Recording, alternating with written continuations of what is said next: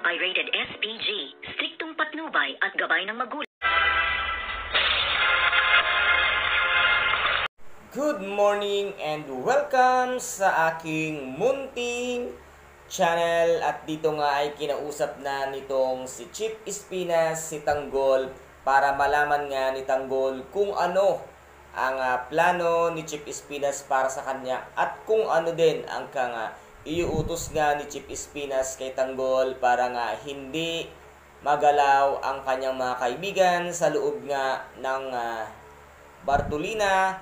At dito nga ay sinabi nga dito ni Chief Espinas na ang gusto kong gawin mo dahil hangang-hanga ako sa iyo, napakagaling mo, pogi, at talagang nakita ko kung gaano ka katikas at kagaling sa ipinakita mong laban kanina. At sabi nga dito ni Chief Espinas ay mayroon akong ipagagawa sa iyo at alam ko na kayang-kaya mo itong gawin dahil sa nakita kong tapang at lakas mo. At dito naman ay nagsalita nga itong si Warden. Sinabi niya nga na kinakailangan ngayong araw ay mapatay mo itong si Congressman Sibilya dahil yan ang iutos namin sa iyo at alam namin na kayang-kaya mo yan. At sumagot naman nga itong si Tanggol at sabi niya nga ay hindi po ako pumapatay ng taong wala naman pong kasalanan sa akin at ako po ay nakakulong ngayon.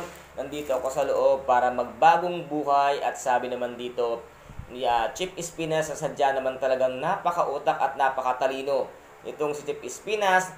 Nasa akin ang mga kaibigan mo. Mamili ka, ikaw ang papatayin ko or papatayin mo si Chief Espinas. At dito ay hindi agad nakakibo at nakapagsalita itong si Tanggol. At sabi niya nga ni Chief Espinas ay mayroon daw mangyayari sa kanyang mga kaibigan once nga na hindi siya sundin. At sumagot naman si Mayor. Ang sabi niya nga, Chief Tanggol, sundin mo lang si Chief Espinas ay walang mangyayari sa iyong mga kaibigan at wala pang hindi sumunod kay Chief Espinas. Kung kaya't sumagot naman dito itong si Maca Santos. Ang sabi niya nga ay duwag pala ito at mahina ang loob. Puntahan ko na Chief Espinas, patayin ko na ang mga kaibigan ni Tanggol. At dito naman nga ay biglang naglumuhod itong si Tanggol sa harapan nga ni Maca Santos na huwag gagawin kung ano man ang nais nila or kung ano ang plano nila sa kanyang mga kaibigan.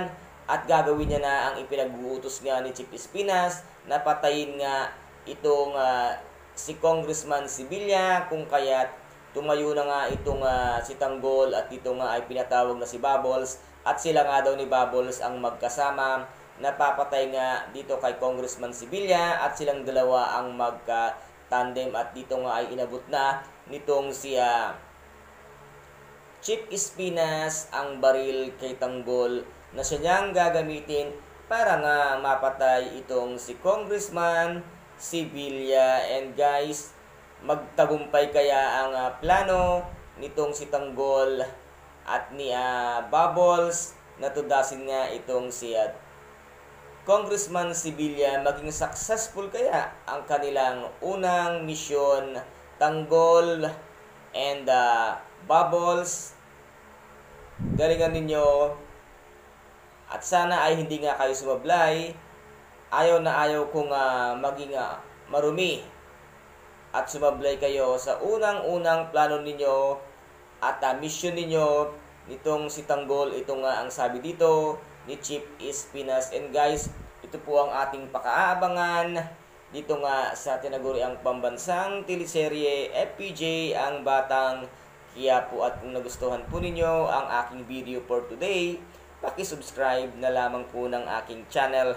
Paki-like and share din po para maging update kayo sa lahat ng gagawin kong video. Maraming salamat po. Ingat, God bless, and bye-bye!